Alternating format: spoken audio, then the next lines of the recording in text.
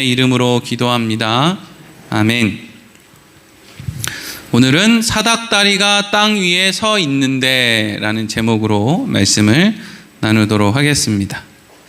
우리가 지난 시간에 이제 이삭에 대해서 말씀을 나누다가 이제 오늘은 야곱으로 말씀이 이제 넘어옵니다.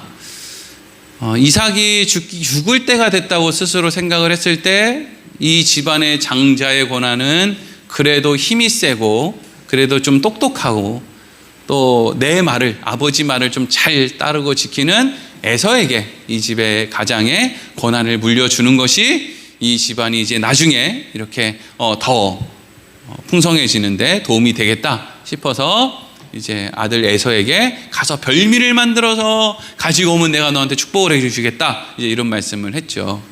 이걸 아내였던 리브가와 상의를 할 수 없었던 것은 리브가는 또 좀 다른 생각을 갖고 있을 거라는 거를 이삭이 알고 있었기 때문이죠. 몰래 그 일을 하는 거예요. 근데 뭐 몰래 하는 일이라는 게 세상에 있어요. 뭐 다 들통나게 되어 있죠. 그래서 리브가가 그걸 알게 됐고, 그래서 아들 야곱에게 에서가 지금 이만저만해서 사냥을 하러 갔으니까 너는 여기 내가 염소고기 잡아가지고 별미를 만들어 줄 테니까 너 형처럼 몸에다가 염소털 붙이고 목소리 걸걸하게 하고 들어가가지고 저 에서입니다 뭐 이렇게 이제 연극을 해가지고 거기서 이제 네가 장자의 축복을 받고 어쨌든지 간에 네가 이 집안의 장자가 돼야 된다, 가장이 돼야 된다, 나는 네가 가장이 됐으면 좋겠다, 뭐 이제 이런 이제 대화가 오고 갔고 그런 일들을 이제 벌이게 됐단 말이죠. 그리고 나서 이제 우리가 이제 말씀을 순서대로 이렇게 보지 않고 오늘 이렇게 쭉 건너서 28장으로 넘어왔는데, 그 이후에 일어난 일을 이제 아시는 분들은 많이 아실 거예요. 그래서 야곱이 그렇게 해가지고 꾸미고 들어가가지고 이제 아버지한테 들어가서 뭐 목소리도 감추고 뭐 여차저차 해가지고 결국에는 아버지의 축복 기도를 받는 거죠. 축복 기도를. 그리고 나서 그것을 다 받고 나서 나오는데 그제서야 에서는 사냥을 해서 별미를 만들어서 그제서야 온 거예요. 아마 에서는 그래도 그나마 엄청 빨리 했다고 생각을 했을 거예요. 진짜 빨리 온 거죠. 그 정도면 사냥을 해서 음식을 만들어서 아버지한테 올 정도가 그 정도 시간이면 되게 빠른 거죠. 야곱은 뭐 그 말 떨어지자마자 어머니가 염소고기 잡아서 해줬으니까 훨씬 더 빨랐지만 그래도 에서도 지금 엄청 빨리 온 거예요. 그런데도 불구하고 한 발 늦었다는 거예요. 그러니까 그 상황에서 억울해서 막 고래고래 이야기를 소리를 지르고 하니까 이제 이삭이 나름대로 에서에게 이제 축복을 해주는데, 그 축복은 이게 도대체 축복이냐 저주냐 싶은 정도의 이야기를 그냥 에서에게 해주죠. 에서는 너무 화가 나서 나중에 아버지가 돌아가시면 야곱 저놈을 내가 죽여야 되겠다 라고 하는 이제 마음을 먹게 됐다 하는 거예요. 이게 우리가 이제 많이 들어왔던 그런 이제 에서와 야곱에 대한, 그리고 이삭이 축복을 해주는 걸 이제 야곱이 뺏는 뭐 이런 대목의 이야기인데, 여기에서 이제 우리가 좀 깊이 생각해 봐야 될 것은 뭐냐 하면은요, 야곱이 뭘 잘못했나? 야곱이 정말 속이는 사람이라서 아버지를 속였나? 이런 생각을 좀 해볼 필요가 있어요. 지금 야곱이 아버지에게 가서 이렇게 저렇게 속여가지고 아버지의 축복을 받아낸 그 모든 계획을 누가 세운 거예요? 야곱이 세운 거예요? 아니면 어머니 리브가가 세운 거예요? 리브가가 세운 거잖아요. 리브가가. 그러니까 야곱은 자기의 지혜를 가지고 아버지를 어떻게 속여서 내가 뭘 타먹을까라고 하는 그런 마음이 왜 전혀 없었겠어요. 하지만 그 안에는 또 뭐가 있냐면 어쩔 수 없는 상황 속에서 밀려서 무엇인가를 하고 살 수밖에 없는 그런 인생의 모습도 보인단 말이잖아요. 네? 다 누가 뭐 그렇게 어리석게 살고 싶은 게 아니라 살다 보니까 밀려서 그렇게 살고 있는 나를 보게 되더라는 거예요. 다 지혜롭고 뭐 돈 잘 벌고 현명한 그런 아버지가 되고 싶고, 다 그냥 자상하고 그냥 뭔가 그래도 지혜로운 다 그렇게 현숙한 어머니가 되고 싶고, 효도하는 효녀가 되고 싶은데, 이상하게 살다 보니까 밀려서 하다 보니까 아이고 거기에 있는 거예요. 거기에 야곱이 안 한다 그랬거든요. 야곱도 할 말이 많아요. 야곱이 안 한다 그랬는데, 이 집안에서 유일하게 자기 편이 되어줄 수 있는 그 동아줄과 같은 생명줄 같은 어머니가 내가 모든 벌은 다 받을 테니까 너 그거 해라 라고 하니까 거기다 대고 안 합니다 어머니, 난 할 수 없습니다 라고 얘기하는 것도 참 어려운 일이에요. 어떻게 안 한다고 해요? 야곱이 그 집안에 에서를 믿고 삽니까? 아버지 이삭을 믿고 삽니까? 어머니 하나 달랑 믿고 사는데 어머니가 내가 책임질 테니까 이거 너가 하라는데 어떻게 안 하냐고요 또. 근데 그걸 했더니 하여튼 역사적으로 하여튼 야곱은 하여튼 나쁜 놈이 된 거죠. 그래서 누가 리브가 잘못했다고 하는 사람 봤어요? 다 야곱이 나쁜 놈, 야곱이 속이는 자 뭐 이러면서 계속 이제 야곱만 하는데 사실 알고 보면 야곱도 억울하단 말이에요. 그런 것도 우리가 좀 생각을 해봐야 되고, 또 한 가지, 그러면 여러분 이삭이 에서에게 축복을 하려고 했는데 야곱이 이걸 완전히 대놓고 와서 속인 거죠. 대놓고. 그러면 이삭이 그렇게 속았다는 걸 알면 어떻게 하면 되는 거예요?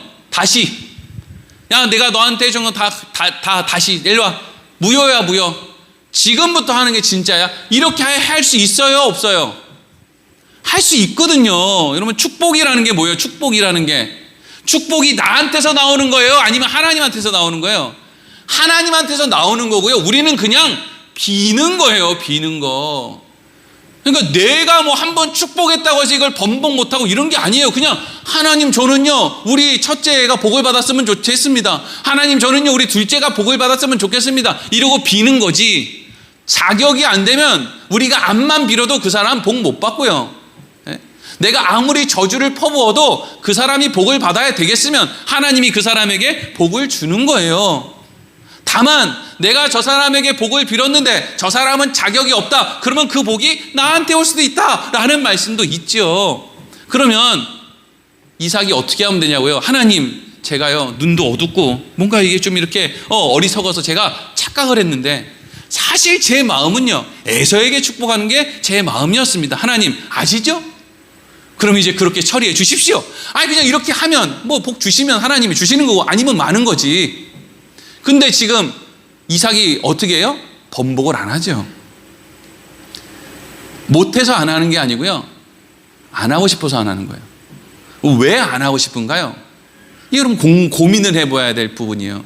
사람이 약해지고 나이를 먹고, 뭐 나이를 먹으면 좀 약해지니까 꼭 그런 건 아니지만, 아니면 젊어서라도 뭔가 좀 약해지고 열등감이 생기고 몸에 병이 생기고 라고 하면은요 자꾸 이제 무슨 걱정이 드냐 하면, 사람들이 나를 무시하면 어떡하지?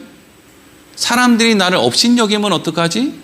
내가 왕년 같지 않다고 사람들이 나를 대하면 어떡하지? 라는 생각이 나이를 먹거나 기운이 빠지거나 병이 들면 그런 생각이 꼭 들어가요. 그래서 저기 노인병원 같은 데서 이렇게 이제 거기서 생활하시는 어른들 보면 고집이 그렇게 센 거예요. 요만큼도 양보할 수가 없어요. 왜냐하면 그거를 양보하는 그것이 나의 어떤 실력 없음이 들키는 거라고 생각을 하기 때문에.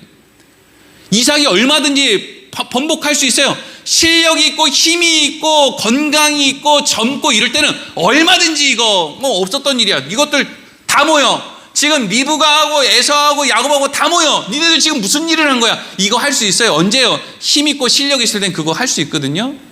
근데 지금 나이 먹고 병들고 뭔가 힘이 없을 때는 그거 못 하는 거예요. 그래서 그렇게 힘이 없다고 생각하는 사람일수록 본인이 꺼내놓은 그 말을 번복하는 걸 죽기보다 싫어하는 거예요.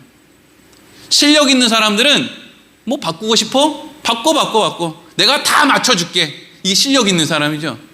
뭐 이번 주에 뭐 어떻게 한다고?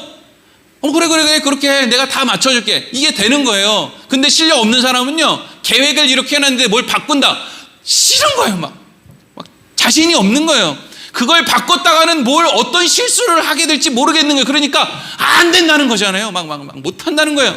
내일 이제 저희 이제 임시노예를 이렇게 하거든요. 저는 뭐 지금 제가 실력이 있다는 게 아니고요. 그냥 아직 여유가 있어요. 그래서 무슨 여유가 있냐면은 좀 실수하면은요 죄송합니다 할 수 있는 여유가 있어요. 저는 아직 뭐 스스로 젊다고 생각하는지 어쨌는지 그냥 죄송합니다 하고, 뭐 명찰을 만들어야 되는데 교회 명칭이 조금 틀렸어요. 그러면 목사님 죄송해요. 제가 실수했어요. 다음에는 잘 뽑아 드릴게요. 이렇게 이제 하면 된단 말이죠. 근데 이제 여기에 대해서 죄송합니다 라고 했을 때 난 실력 없지 않아. 난 실력 있는데 요거만 한번 틀린 거야. 라고 하는 것을 할 수 없는 그런 마음의 상태면 내가 틀린 게 아니라 당신이 교회 이름을 잘못 가르치셨다고 우기기 시작하는 거죠, 이제. 그러면 이제 관계들이 어려워지기 시작해요. 이삭은요, 자기가 잘못했다는 이야기를 하기가 싫은 거예요, 지금. 다르게 설교하시는 분들도 많이 있는데 저는 그냥 그렇게 보여요. 제 눈에는 이삭이 나이 먹고 기운 떨어지고 이러니까. 그래서 이제 보세요. 어떤 식으로 말씀이 이어지는지를 한번 보세요. 이제 모든 것이 다 들통이 났음에도 불구하고 이삭이 야곱에게 이제 어떻게 대하는지 보세요. 오늘 1절, 2절 같이 읽겠습니다. 시작. 이삭이 야곱을 불러 그에게 축복하고 또 당부하여 이르되 너는 가나안 사람의 딸들 중에서 아내를 맞이하지 말고 일어나 밧단 아람으로 가서 내 외조부 부두엘의 집에 이르러 거기서 내 외삼촌 라반의 딸 중에서 아내를 맞이하라. 아멘. 이삭이 분명히 야곱을 불러다가 사실 귓방맹이를 한 대 날려도 할 말이 없는 거예요. 그렇죠? 얼마나 대놓고 아버지를 능멸한 거지 이거는. 어떻게 그렇게 속일 수가 있어요. 그런데 이삭이 야곱을 책망하지를 않아요. 야단을 안 친다고요. 사람들 앞에서 뭔가 야곱의 잘못을 이렇게 책망하기 시작하면 뭐가 드러나는 거예요, 결국에는? 아니, 이게 에서인지 야곱인지도 분별을 못할 정도야? 야, 진짜 나이 많이 먹었네. 큰일 났네. 이삭 끝났어. 이리로 갈 수밖에 없는 거예요. 그러니까 이걸 들추자니까 자기가 들춰지는 거죠. 그러니까 그냥 처음부터 야곱에게 한 것처럼 그렇게 이야기를 하면서 밧단 아람으로 이제 야곱을 보내면서 그곳에서 너가 아내를 맞이해서 여기로 데리고 오라 라고 하는 명분으로 이제 야곱을 떠나 보내는 거예요. 이 과정에서는 이삭이 뭔가 잘못된 축복을 해준 걸 통해서 막 리브가 하고 또 에서하고 막 관계 속에서 에서가 야곱을 죽이려고 하고 막 이런 이제 일들이 중간에서 일어나는데 어쨌든 이제 그렇게 됐어요. 그래서 이삭이 야곱을 대외적으로 너가 아내를 얻어오기 위해서 너 그 어머니의 집안, 그러니까 이제 외가 쪽으로 이제 가서 아내를 얻어와라 이렇게 이제 이야기를 한 거예요. 책망한 게 아니라. 그러면서 3절 4절을 보면 또 다시 축복을 해줘요. 같이 읽어보겠습니다. 시작.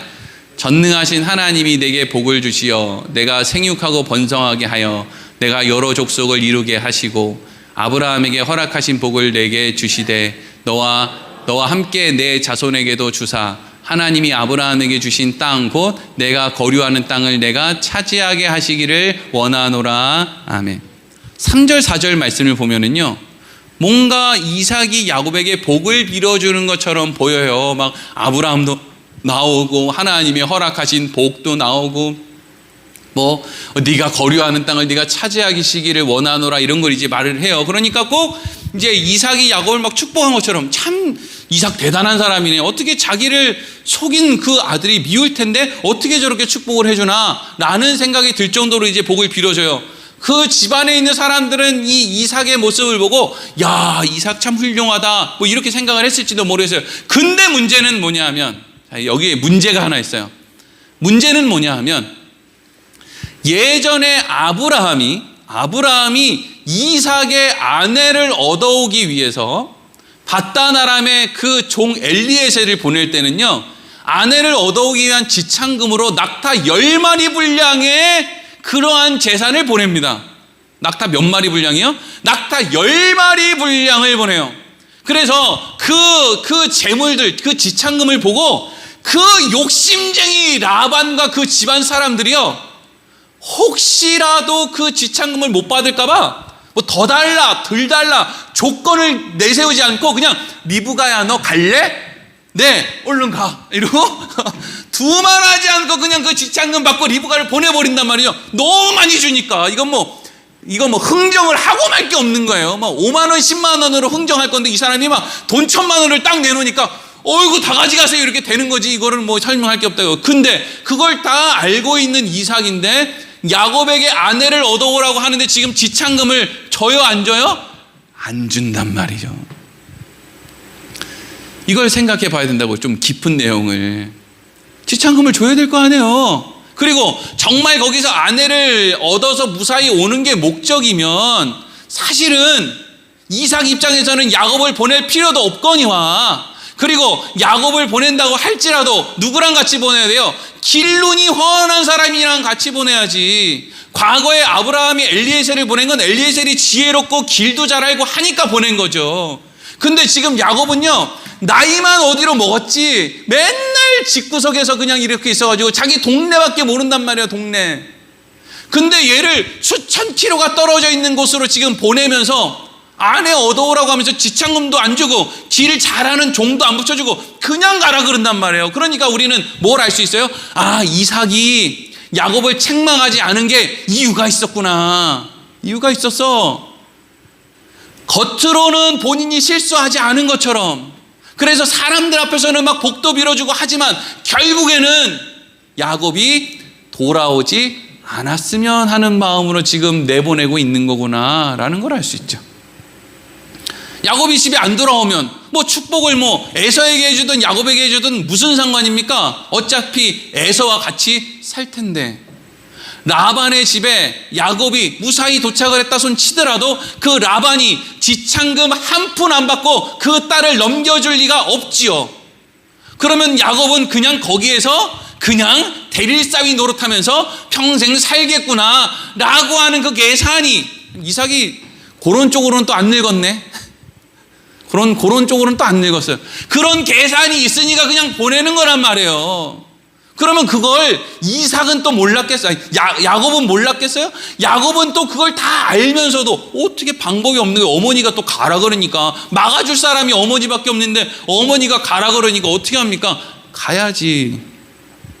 이제 그런 상황인 거예요. 그런 상황. 자, 그러다가 이제 오늘 본문의 말씀으로 오는 거죠. 자, 오늘 10절과 11절 읽겠습니다. 시작.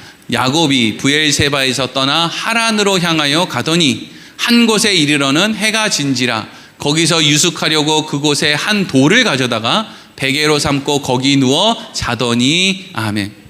야곱이 브엘세바라고 하는 곳에서 수천 킬로 떨어져 있는 하란으로 이제 가는 거예요. 하란으로. 가나안 땅 벗어난 그 하란. 밧다나람, 하란 다 같은 말이죠. 그 라반이 살고 있는 거기로 이제 향하여 가는 거예요. 그런데 그곳으로 가다가 한 곳에 이르렀는데 거기서 해가 졌어. 그리고 해가 져서 거기에서 이제 유숙을 하려고, 뭐 어디 뭐 여인숙에 간 것도 아니고 뭐 나그네로 어디 초대받아서 집에 들어간 게 아니라 그냥 길에서 그냥 자려고 돌을 베고 이렇게 누웠다는 거예요. 그 자리가 이어지는 말씀을 보면 알겠지만 루스라고 하는, 옛 지명은 루스였는데 거기를 이제 야곱이 하나님이 계신다 그래서 베델이라고 하는 이름으로 바꾸죠. 이 루스, 베델이라고 하는 곳은 브엘세바에서 100km 정도밖에 안 떨어졌어요. 100km. 뭐 짧게 보는 사람은 80km, 멀리 보는 사람은 100km 정도. 그러니까 야곱이 그렇게 집에서 쫓겨나오듯이 나오는데 어떤 대단한 지참금을 가진 것도 아니고, 물론 그 리브가가 얼마 정도 먹을 수 있는 뭐 곡식이라든지 뭐 빵이라든지 뭐 이런 거, 물이라든지 이런 걸 좀 챙겨준다고 챙겨줬지만 어쨌든 얘가 수천 킬로를 가는데 먹을 만한 그런 양의 무슨 음식이라든지 돈이라든지 이런 건 없고 그냥 어쨌든 나오게 된 것 같아요. 야곱이 길을 잘 알면 그냥 사람들이 늘 다니는 여기에서 브엘세바에서 밧다나람으로 가는 가장 빠른 길로 이렇게 갔을 거예요. 그런데 그 시대에 무슨 뭐 도로가 잘 닦여 있는 것도 아니고 이정표가 있는 것도 아니잖아요. 사람들은 이정표가 있겠죠. 뭐 지도를 보면 아, 여기에서 큰 나무가 있는데 큰 나무가 있을 때는 왼쪽으로 가야 돼. 뭐 이런 걸 아는 사람들도 있겠죠. 근데 야곱은 그런 걸 하나도 모르는 거예요. 그러니까 자기 딴에는 지금 북동쪽에 있는 밧다나람을 향해서 간다고 하는데 계속 왔던, 여기 아까 왔던 것 같은데? 또 갔는데, 여기도 왔던 것 같은데? 막 이 짓을 하면서 이게 막 100km 정도면 3일이면 원래 도착해야 되는데 지금 이 베델까지 3일이 걸렸는지 일주일이 걸렸는지 열흘이 걸렸는지 몰라요. 근데 어쨌든 뺑뺑이를 돌고 나서 보니까 지금 베델이라는 데 도착을 했어요. 보통 이 당시 사람들은 저녁 때 움직이고 낮에는 이제 자요. 너무 더우니까. 요즘에 밖에 나가서 한번 12시부터 2시까지 요즘에도 우리 대한민국에서도 지금 한번 돌아다닌다고 생각해 보세요. 이게 지금 사람이 살 일인가? 밤에도 더운데. 그러니까 원래 낮에는 자고 밤에는 움직여야 되는데 지금 야곱은 어떻게 했다는 거예요? 밤이 됐는데 자려고 누웠다는 거예요. 이것은 두 가지를 의미하는 거예요. 첫 번째는 아, 야곱이 지리를 모르니까 낮에 돌아다녔구나, 얘가. 아니, 지리 모르는 사람이 낮에도 잘 모르겠는데 밤에 그 시대에 무슨 뭐가 있어요? 무슨 뭐 조명이 뭐가 있습니까? 아무것도 없잖아요. 그러니까 낮에 더워도 어떻게 해요? 길을 알려면 달빛에 의존해서 다니는 건 더 어려우니까 더운데 이제 돌아다니다가 밤이 돼서 이렇게 이제 쉬려고 누웠든지 어쨌든 길을 모르니까. 또 하나는 너무 뺑뺑이를 돌아서 이제는 뭐 삶의 모든 소망이 끊어지고 내 밤이고 낮이고 간에 이제 먹을 것도 없고 에라이 모르겠다 이러고 그냥 누운 거예요. 나 그냥 여기서 죽으면 죽였다, 힘들어서 못 가겠다 이러고 이제 들어 누운 거죠. 이제 소망이 없는 거예요. 그렇게 이제 누워서 잠이 들었는데 그 꿈에 누가 나타났다는 거예요? 하나님이 나타났다는 거죠. 바로 그때 그 마지막 순간에 하나님이 나타난 거예요. 근데 하나님이 나타났는데 하나님이 먼저 나타난 게 아니고요. 다른 게 먼저 나타나죠. 12절 읽겠습니다. 12절 시작. 꿈에 본즉 사닥다리가 땅 위에 서 있는데 그 꼭대기가 하늘에 닿았고 또 본즉 하나님의 사자들이 그 위에서 오르락 내리락 하고. 아멘. 꿈에 뭐가 보였대요? 사닥다리가 보여요. 여러분 이 사닥다리를 무슨 제가 지난번에 어떤 교회에 갔는데 이 사닥다리를 그런 말이 성경에 없는데 이걸 얼마나 사람들이 잘 붙이냐면 기도의 사닥다리다 이렇게 이제 이름을 붙여놓고 강대상 뒤에다가 사다리를 천장까지 이렇게 쭉 이어놓고 목사님이 그 사닥다리 밑에서 사닥다리를 붙들고 이제 기도하게끔 그렇게 강대상을 만들어 놓은 교회도 제가 봤거든요. 이게 무슨 기도의 사닥다리인가요, 이거? 기도의 사닥다리 아니고 그냥 사다리예요. 그냥 사다리가 있는데 보통 크기의 사다리가 아니라 엄청 긴 사다리죠. 바닥은 땅에 닿고 위는 뭐에 닿아요? 하늘에 닿았어요. 하늘에. 근데 너무 신기한 게 이 사다리가 있는데 그 사다리 옆에서 지금 하나님의 사자들이 어떻게 하고 있다는 거예요?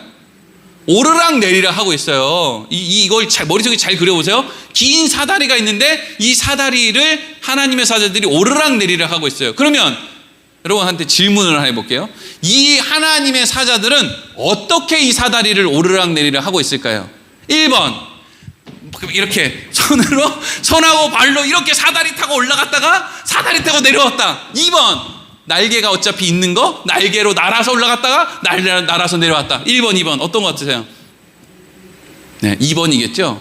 아니 날개 있는데 누가 이렇게 올라갔다 이렇게 내려와요? 날개로 올라갔다 내려오지. 그러면 이 상황이 지금 누구한테 지금 보여주고 싶은 것 같아요? 야곱에게 보여준 거 싶은 것 같죠. 야곱한테 뭘 알려주고 싶은 걸까요? 야곱아, 너를 위한 사다리다. 너를 위한 사다리. 천사들은 사다리가 필요 없단다. 하나님도 사다리가 필요 없단다. 누구한테만 사다리가 필요해요? 우리 인간한테만 필요하죠. 특히 이걸 지금 보고 있는 야곱한테 사다리가 필요하죠. 왜 필요해요? 그 사다리가? 하늘까지 닿아 있으니까. 거기까지 와야 되니까. 야곱아, 너의 인생 가운데 이 사다리가 지금 놓아져 있다. 너는 거기까지 지금 오면 된다. 어디까지요? 사다리 끝에 하나님의 집, 아버지의 집까지 너는 오게 될 거다. 그걸 지금 한눈에 보여주는 게 이 사다리의 꿈의 환상의 모습이죠. 천사들이 괜히 있는 게 아니고 사다리가 괜히 있는 게 아니에요. 야곱을 위해 준비된 그 사다리란 말이죠. 그리고 그 사다리와 그 오르락 내리락 하는 천사들의 모습을 보여주시면서 하나님이 그때 음성으로 이렇게 말씀을 하시는 거예요. 13절에서 15절 읽겠습니다. 시작. 또 본즉 여호와께서 그 위에 서서 이르시되 나는 여호와니 너의 조부 아브라함의 하나님이요 이삭의 하나님이라. 내가 누워있는 땅을 내가 너와 내 자손에게 주리니 내 자손이 땅의 티끌같이 되어 내가 서쪽과 동쪽과 북쪽과 남쪽으로 퍼져나갈지며 땅의 모든 족속이 너와 내 자손으로 말미암아 복을 받으리라. 내가 너와 함께 있어 내가 어디로 가든지 너를 지키며 너를 이끌어 이 땅으로 돌아오게 할지라. 내가 내게 허락한 것을 다 이루기까지 너를 떠나지 아니하리라 하신지라. 아멘. 13절 띄워주세요. 하나님이 그 사닥다리와 오르락내리락 거리는 천사를 보고 있는 그 야곱에게 뭐라고 합니까? 나는 여호와니. 이게 처음이에요. 나는 여호와니. 여러분, 여호와라는 말이 뭐라 그랬어요? 나는 스스로 존재하는 자다. 스스로 존재하는 자가 왜 중요하다고 했어요? 나는 창조할 수 있다. 창조. 이 세상에 존재하는 모든 것들은 피조물인데 나는 무에서 유를 만들어낼 수 있다. 니네들은 나를 짐작도 못한다 이거죠. 나는 여호와다. 나는 창조주다. 그 창조주가 너의 조부 아브라함의 하나님이요 이삭의 하나님이다. 이 말은 뭐예요? 그 창조주가 너희 할아버지 아브라함에게 한 일을 봐라. 그 창조주가 너희 아버지 이삭에게 한 일을 봐라. 무슨 일이요? 그 우물 터지는 현장에 에서하고 야곱 다 있었어요. 그거 봐라 이거죠. 여러분, 아브라함하고 이삭하고요 이상한 행동을 많이 하거든요. 이상한 행동을 많이 하는 건 아브라함과 이삭의 삶이 하나님이 정하신 그 사다리 끝에 그 장소에 갈 때까지는 늘 하나님 안에서 자라나고 있다는 걸 의미하는 거예요. 이상한 짓 할 수 있어요. 하지만 그 어떤 지점을 딱 찍어가지고 이삭 이상하네, 야곱 이상하네 이렇게 하고 끝낼 수 없는 건 지금 과정 속에, 시간의 흐름 속에 있기 때문이죠. 그런데 하나님이 야곱도 이제는 초청하시는 거죠. 이제는 아브라함의 하나님, 이삭의 하나님이 아니라 내가 이제 너의 하나님이 되겠다. 네가 누워있는 이 땅을 내가 너 안의 자손에게 주겠다. 이 말은 네가 이 땅을 차지할 수 있을 정도의 사람이 되게끔 만들어 주겠다. 내가 많은 민족의 조상이 될 수 있도록 내가 너를 그렇게 만들어 주겠다. 이 의미가 그 안에 담겨 있어요. 그래서 14절 15절, 그래서 결론적으로 하나님이 하시고 싶은 말씀이 뭐냐, 15절에 보면은요 이렇게 말씀하시죠. 내가 내게 허락한 것을 다 이루기까지 너를 어떻게 한대요? 너를 떠나지 않겠다. 이게 제일 중요한 거예요. 하나님이 왜 야곱에게 사닥다리 환상을 왜 보여주시느냐? 야곱아, 네가 가야 될 길이야 저게. 여기서부터 길을 걸어서 저 사다리까지 가서 저 사다리를 타고 올라가서 저기가 네가 갈 곳이야. 사람들은 저기까지 뭐다 사다리가 없거든. 근데 너는 잘 봐. 내가 너 보여주고 시작하는데 너는 저기까지 올 거야. 내가 너한테 허락한 일을 다 이루기까지 나는 너를 안 떠나. 그런데 그럼 그걸 왜 처음에 왜 보여줘요? 근데 이 길이 안 쉬워. 안 쉽다고요. 모든 민족의 조상이 되는 거, 믿음의 조상의 족보에서 조상이 되는 거, 이 땅을 차지할 수 있는 그런 존재가 되는 것은 어려운 일이에요. 그래서 뭐부터 보여주느냐? 너 반드시 저기까지 가게 될 거야 라는 것을 보여주고 지금 야곱의 인생이 시작이 된단 말이죠. 그러면 여러분, 야곱은 하나님께서 야곱을 베델에서 처음 만나 주셨을까요? 아니면 그 이전부터 야곱의 삶 가운데 함께하고 계셨을까요? 그 이전부터. 성경은 창세 전부터, 어머니의 뱃속에 야곱이 생기기 전부터 하나님께서 야곱을 사랑했다라고 말씀하고 있어요. 그런데 이제까지 하나님이 야곱과 함께 해주시지 않은 게 아니라 이제까지는 하나님이 필요에 의해서 그냥 내버려 두신 거예요. 함께 하고 계시는데 상관을 안 하신 거예요. 내버려 두시는 거예요. 그게 유익하니까. 근데 이 시점에 와서는 이제 간섭하시겠다고 말씀을 하시는 거죠. 그러면서 간섭하시겠다고 말씀을 함과 동시에 뭘 보여줘요? 사다리를 봐. 너 저기까지 갈 거야. 너 내가 절대로 너 안 버리고 내가 저기까지 도착하게 만들어 줄 거야. 이걸 처음에 보여주는 게 베델에서 사닥다리를 본 그 환상의 핵심이라고요. 자, 여러분, 야곱이 뭘 잘했나요? 야곱은 지금 왜 여기서 자빠져서 자고 있어요? 아버지 속였거든요. 그렇게 믿었던 어머니가 날 책임져 주지 못했거든요. 그러니까 이걸 단순히 내가 아버지를 속였기 때문에 내가 한 짓의 결과로 나는 이렇게 쫓겨났다 할 수 없는 거예요. 지금 야곱의 상황은 그렇게 단순하지가 않아요. 야곱 지가 잘못했으니까 지금 저기 쫓겨난 거지, 이렇게 얘기할 수가 없다고요. 야곱은 그냥 그렇게 밀려 나온 거예요. 어머니 말을 안 들을 수도 없는 상황이란 말이에요. 그 아들이 그렇게 무기력해요. 그리고 이제까지, 지금 여러분 야곱의 나이가 몇 살이에요? 77세예요. 77세. 근데 뭐 이 당시 사람들은 180세까지 기본 살았으니까, 이삭도 180까지 살았으니까 지금보다 더 많이 살았던 시대라고 우리가 인식을 하니까 반으로 나이를 주면 한 30대 중반쯤 됐다고 칠 수도 있죠. 그러면 30대 중반까지 되는 동안에 야곱은 변변히 배운 것도 없이 그냥 어머니 뒤나 졸졸졸 쫓아다니면서 주는 거나 얻어먹고 시키는 거나 하면서 그렇게 살았단 말이죠.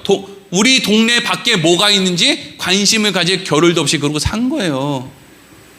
그리고 나서 지금 바다나람으로 가야 되는데 그렇게 몇 날 며칠을 헤맸는데 겨우 여기가 어딘지도 모르는 베델에 와가지고 아유 이제 더 이상 못 가겠다 이러고 수천 킬로 가야 되는데 100킬로 와가지고 못 가겠다고 자빠져서 누운 거예요. 나 믿을 것도 없고 갈 것도 없고 나는 모르겠다 이러고 누웠는데 그때 하나님이 대단한 것도 없고 잘나지도 않고 똑똑하지도 않은 야곱의 인생 가운데 찾아오셨단 말이죠.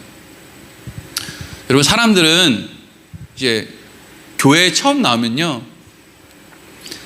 그냥 내가 뭐 답답한 일이 있어서 교회 좀 나가볼까? 내 선택으로 교회를 좀 가볼까?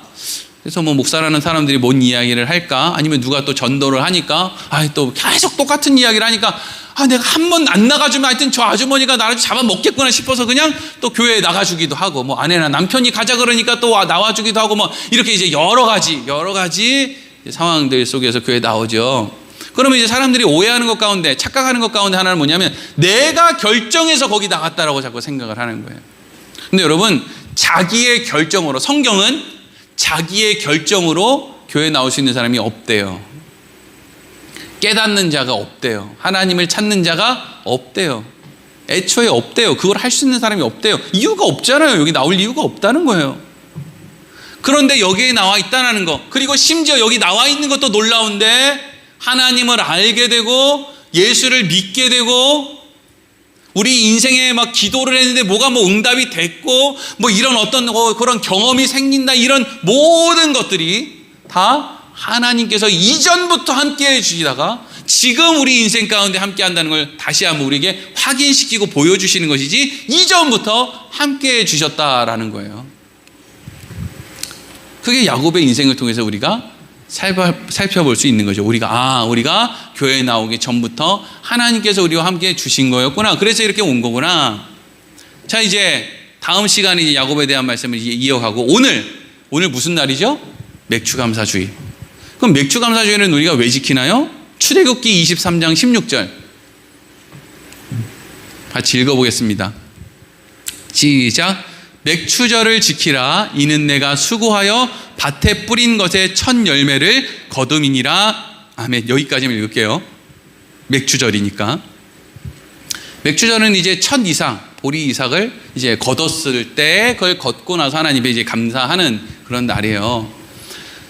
아직 가나안 땅에 들어가기 전에 하나님이 이스라엘 백성들에게 명령하는 거예요. 너희가 가나안 땅에 들어가서 처음 이렇게 이제 농사를 짓고 거기에서 열매가 열리면 그걸 가지고 너희가 맥추절을 지켜라. 첫 열매를 거둔 걸 가지고 감사하며 맥추절을 지켜라. 이렇게 이제 하나님이 말씀을 하신 거죠. 그 밑에 있는 수장절은 이제 모든 걸 추수하고 난 다음에 추수감사절처럼 이제 다른 가을의 곡식을 다 거두고 이제 그것을 이제 창고에 넣을 때 하는 게 이제 수장절이라면, 이 맥추절은 처음 난 열매, 그러니까 처음 난 열매로부터 계속 열매가 계속 생길 거예요. 처음 난 열매가 끝이 아니라 수장절은 이제 끝났고요. 처음 난 열매를 얻었을 때 그러면 왜 이걸 가지고 하나님 앞에 절기를 지키라고 하느냐? 여러분, 이스라엘 백성들은요, 가나안 땅에 들어가서 뭔가 대단한 열매를 얻을 만한 행동을 한 게 없어요. 이 사람들이 뭐 농사기술이 대단히 좋은 사람이에요? 40년 동안 광야에서 뺑뺑이 돌던 사람들이 누가 농사기술이 있어요? 출애굽 1세대 다 죽었는데 거기에 있는 사람들이 뭐 농사기술 조금 있을 수 있다고 할지라도 어쨌든 그 사람들은 일단 다 죽었어요. 지금 다 출애굽했을 때 18살 아래에 있는 사람이나 광야에서 태어난 사람들이 지금 광야에서만 맨날 살다가, 광야에서는 뭐 어떻게 살았어요? 하나님이 주시는 만나와 메추라기만 먹고 살았어요. 이 사람들은 농사기술 없는 사람들이에요. 근데 이 사람들이 가나안 땅에 들어와서 첫 해의 열매를 얻는 거예요. 첫 해에 무슨 재간으로 이 사람들이 열매를 얻어요?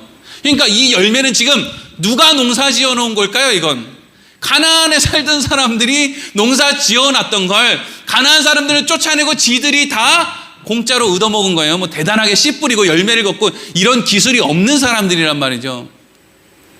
근데 이걸 첫 열매를 거두기 전까지는 여전히 가나안 땅에 사는데도 불구하고 만나와 메추라기가 하늘에서 떨어졌거든요.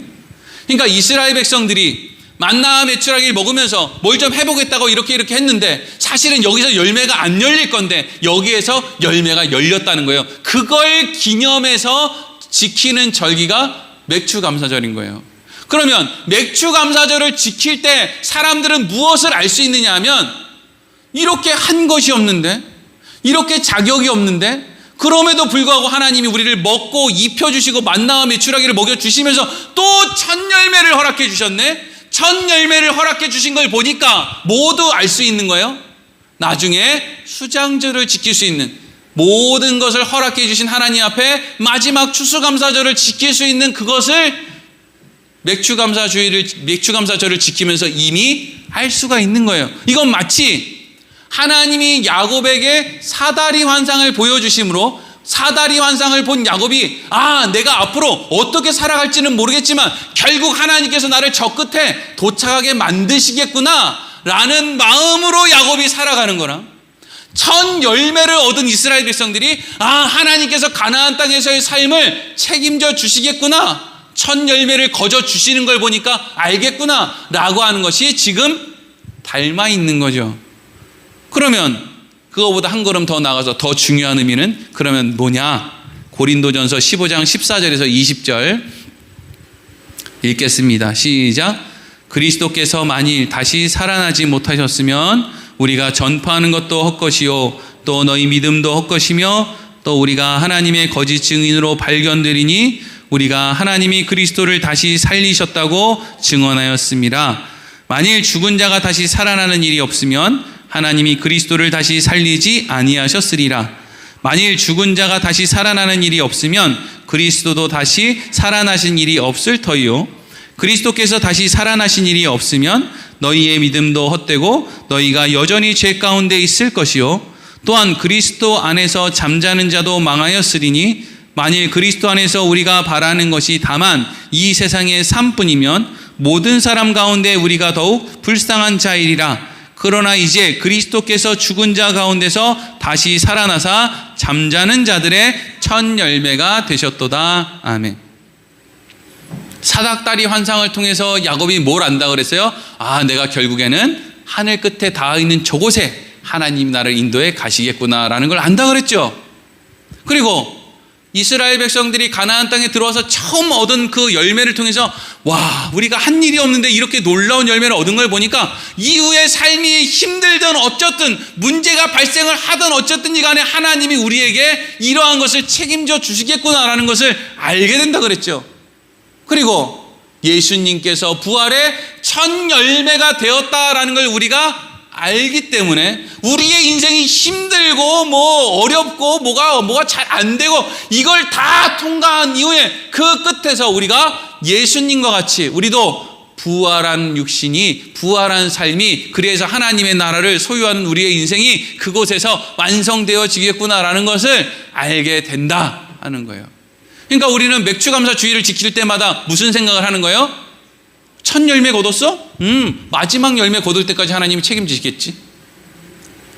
내가 이제까지 하나님의 은혜로 살았어.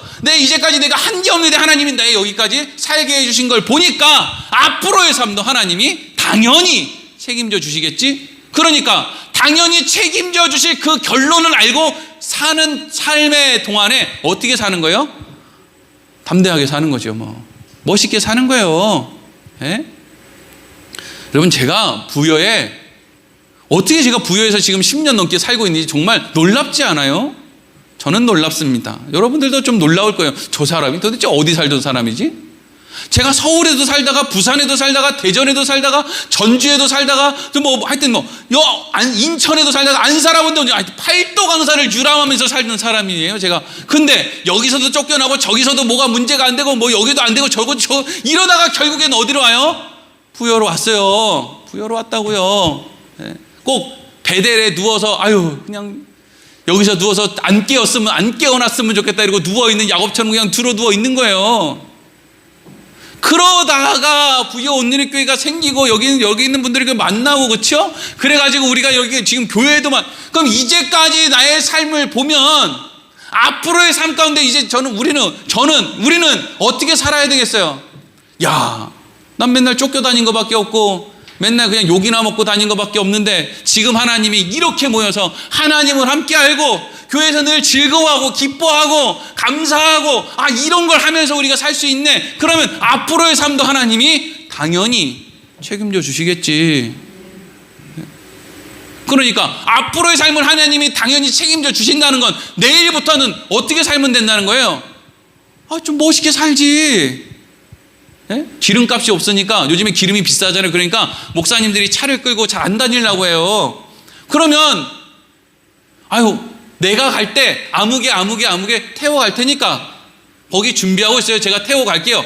이렇게 살지. 어차피 그 끝을 아는데 그 끝이 안 망하는데 결론이 그 끝이 안 망하게 되어 있는데 내가 목사님 제가 태워드릴게요. 목사님 저랑 같이 가요. 이렇게 할 수 있지. 누가 아프다 그러면 걱정 마 내가 조금 도와줄게 할 수 있다고요. 안 망하는 걸 아니까. 우리가 왜 그렇게 못하고 살아요? 망할까봐요.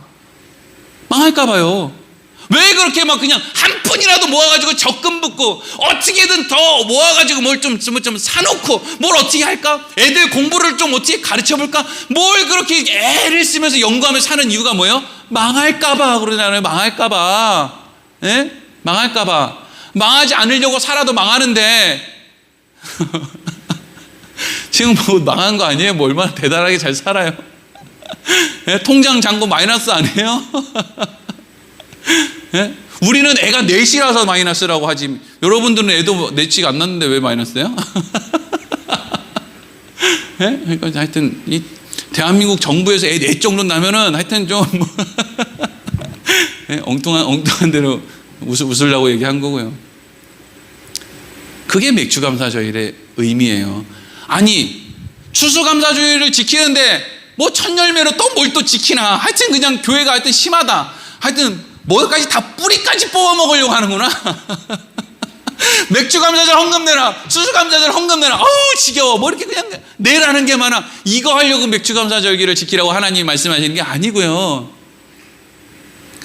오늘 이 절기를 지킴으로 이 절기 끝에 이 절기가 있을 때까지 내가 너희를 책임져 줄 테니까 좀 옹졸하게 옹색하게 살지 말고 내가 이거 책임져 준다는 걸 여기서 확인한 거니까 너희들 진짜 한번 아름답게 멋있게 폼나게 교양 있게 그렇게 한번 살아봐라.